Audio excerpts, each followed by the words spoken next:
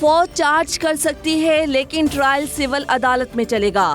Supreme court میں فوجی عدالتوں میں شہریوں کے ٹرائل کے خلاف درخواستوں پر سماعت۔ سابق چیف جسٹس جواد ایس خواجہ کے وکیل کی فل کورٹ بنانے کی استدعا۔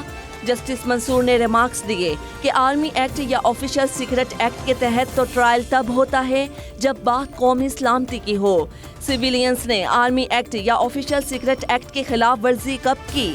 جسٹس یحییٰ آفریدی نے سوال کیا کہ ضابطہ فوجداری میں دفعات آرمی ایکٹ میں کہاں ہے؟ وکیل فیصل صدیقی نے کہا مسئلہ فوراً طے کرنے کا ہے کہ کہاں ٹرائل ہوگا۔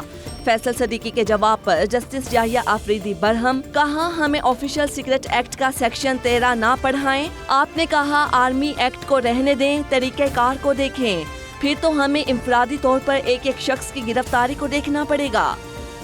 سول سوسائٹی کے وکیل نے تحریری دلائل سپریم کورٹ میں جمع کرا دیے۔ فیصل صدیقی نے کہا میرا مدعا تمام ملزمان میں سے چند کے ساتھ الگ سلوک ہے۔ ملزمان کو فوج کے حوالے کرنے کے عمل میں مخصوص افراد کو چنا گیا۔ آرمی ایکٹ قانون کو بدنیتی کے تحت استعمال کیا جاتا ہے۔ ایک ایف آئی آر میں 60 ملزمان ہیں تو 15 ملٹری کورٹس کو دیے جاتے ہیں۔ جن افراد کا انسداد دہشت گردی کی عدالت میں ٹرائل ہوگا ان کو اپیل کا حق ملے گا، جن کا ٹرائل ملٹری کورٹس میں ہوگا انہیں اپیل کا حق حاصل نہیں۔ پنجاب حکومت نے 9 مئی واقعات میں ملوث زیر حراست ملزمان کا ڈیٹا سپریم کورٹ میں جمع کروا دیا۔ رپورٹ میں فوج کی حراست میں موجود ملزمان کا ڈیٹا شامل نہیں۔ نابالغ بچوں، صحافیوں اور وکلا کا ڈیٹا بھی رپورٹ کا حصہ نہیں۔ 9 مئی کے واقعات میں 81 خواتین کو حراست میں لیا گیا۔ انسداد دہشت گردی قانون کے تحت 1888 افراد کو گرفتار کیا گیا۔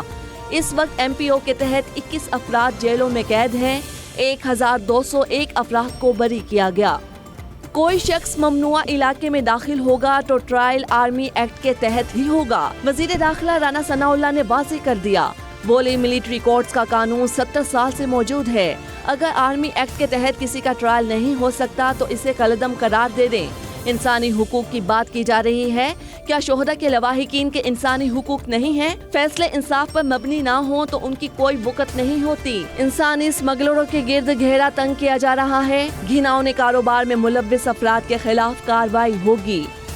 ٹائٹن آبدوز میں سوار پاکستانیوں سمیت تمام 5 افراد کی ہلاکت کی تصدیق۔ آبدوز کمپنی اوشین گیٹ نے بیان جاری کرتے ہوئے کہا یقین ہے کہ آبدوز کے مسافر ہلاک ہو چکے۔ مسافروں کو کھونے کا بے حد دکھ ہے۔ امریکی کوسٹ گارڈز نے بھی آبدوز میں سوار تمام افراد کی ہلاکت کا اعلان کر دیا۔ امریکی کوسٹ گارڈز نے لاپتہ آبدوز کا ممکنہ ملبہ ڈھونڈنے کا بھی دعویٰ کیا۔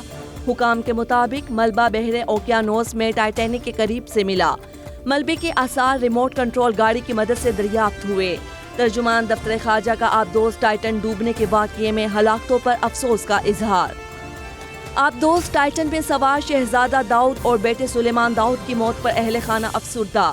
جاری اعلامیہ میں کہا ریسکیو آپریشن میں حصہ لینے والے تمام لوگوں کے انتہائی شکر گزار ہیں۔ امدادی ٹیموں کی انتھک کاوشیں مشکل گھڑی میں حوصلے کا باعث بنی۔ حادثے میں زندگیاں کھونے والے دیگر مسافروں کے خاندانوں سے تعزیت کا اظہار کرتے ہیں۔ سلیمان ٹائٹینک کی باقیات دیکھنے کے سفر سے خوفزدہ تھا۔ شہزادہ داؤد کی بہن کا انکشاف، کہا بھتیجا سلیمان فادرز ڈے پر والد کو خوش کرنے کے لیے پرخطر سفر میں شریک ہوا۔ سلیمان داؤد اسکاٹ لینڈ کی یونیورسٹی کا طالب علم تھا۔ شہزادہ داؤد اور ان کی اہلیہ چند سال پہلے ایک ہوائی جہاز حادثے میں بال بچے تھے۔ کرسٹین داؤد نے بتایا پرواز کے دوران طوفان کی وجہ سے ہنگامی صورتحال پیدا ہو گئی تھی۔ جہاز تیزی سے نیچے جانا شروع ہوا، سب ڈر گئے تھے، کچھ لوگ رو رہے تھے۔ شہزادہ داؤد اور وہ اس وقت بہت خوفزدہ ہو گئے تھے۔ جہاز نے رن وے کو چھوا تو تسلی ہوئی۔ اس واقعے نے گہرے اثرات مرتب کیے تھے۔ ہالی ووڈ فلم ٹائٹینک کے ڈائریکٹر جیمز کیمرون نے آبدوز ٹائٹن کے ڈیزائن میں خامیوں کی نشاندہی کر دی۔ آبدوز کی ساخت اور سینسرز نیٹ ورک کے بارے میں خدشات کا اظہار، کہتے ہیں آبدوز کی حفاظت سے متعلق بیانات پر بھروسہ نہیں کرنا چاہیے، اس واقعے سے سبق سیکھا جائے۔ سانحہ یونان علی پور چتھا کے 6 نوجوانوں کی غائبانہ نماز جنازہ ادا کر دی گئی۔ نوجوانوں کے گھروں میں کوہرام۔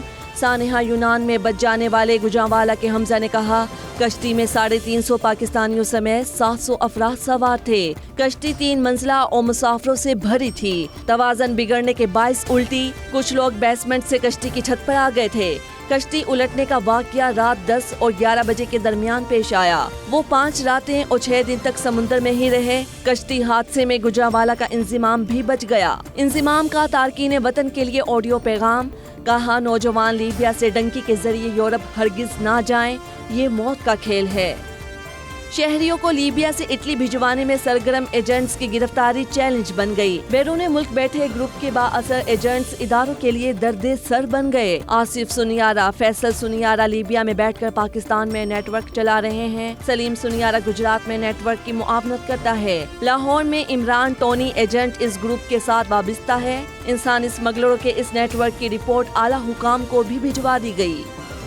وزیر اعظم شہباز شریف کا دورہ France, new global financial pact summit کے اختتامی سیشن میں شریک۔ وزیر اعظم کی یورپی کمیشن کی سربراہ اور صدر اسلامی ترقیاتی بینک سے ملاقات۔ صدر یورپی کمیشن کی سیلاب متاثرین کی بحالی کی کوششوں کو سراہا، حمایت کی یقین دہانی۔ شہباز شریف آج نجی دورے پر لندن روانہ ہوں گے۔ وزیر اعظم لندن میں قائد مسلم لیگ نون نواز شریف سے ملاقات کریں گے۔ لاہور ہائی کورٹ میں پرویز الہی کو جیل میں سہولیات نہ دینے کا کیس۔ پرویز الہی کی اہلیہ کی درخواست پر محکمہ داخلہ اور دیگر فریقین سے جواب طلب۔ عدالت نے سپرنٹینڈنٹ کیمپ جیل کو ذاتی حیثیت میں طلب کر لیا۔ ہائی کورٹ نے ریمارکس دیے کہ بتایا جائے عدالت میں بیان دینے کے باوجود سہولیات کیوں نہیں دی گئیں۔ پرویز الہی کے وکیل نے افسران کے خلاف توہین عدالت کی کارروائی کی استدعا کر دی۔ 9 مئی جلاؤ گھراؤ کیس میں اسد عمر اور شاہ محمود قریشی کی عبوری ضمانت منظور۔ اسلام آباد ہائی کورٹ نے پولیس کو 10 جولائی تک دونوں رہنماؤں کی گرفتاری سے روک دیا۔ عدالت نے 1-1 لاکھ روپے کے مچلکوں کی عوض ضمانت منظور کی۔ اسد عمر اور شاہ محمود پر تھانہ ترنول اسلام آباد میں مقدمہ درج ہے۔ اسلام آباد پولیس کے خلاف اغوا اور بھتہ وصولی کا کیس۔ اسلام آباد ہائی کورٹ کا FIA کو بڑا حکم، ملوث پولیس اہلکاروں اور افسران کے خلاف مقدمہ درج کرنے کا کہہ دیا۔ IG اسلام آباد کی رپورٹ غیر تسلی بخش قرار۔ پولیس اہلکار کو توہین عدالت کا شوکاز نوٹس جاری، 1 ماہ میں جواب جمع کرانے کا حکم۔ جسٹس بابر ستار نے ریمارکس دیے، IG صاحب آپ بھی کوراپ کریں گے یا بتائیں گے کہ کون کون ملوث ہے؟ آپ کے افسران مستقل جھوٹ بول رہے ہیں، عدالت میں جھوٹا بیان حلفی جمع کرا رہے ہیں۔ پولیس کے کیسز DG FIA دیکھیں۔ ملک میں بجلی کا بحران، گرمی سے عوام کا برا حال ہے۔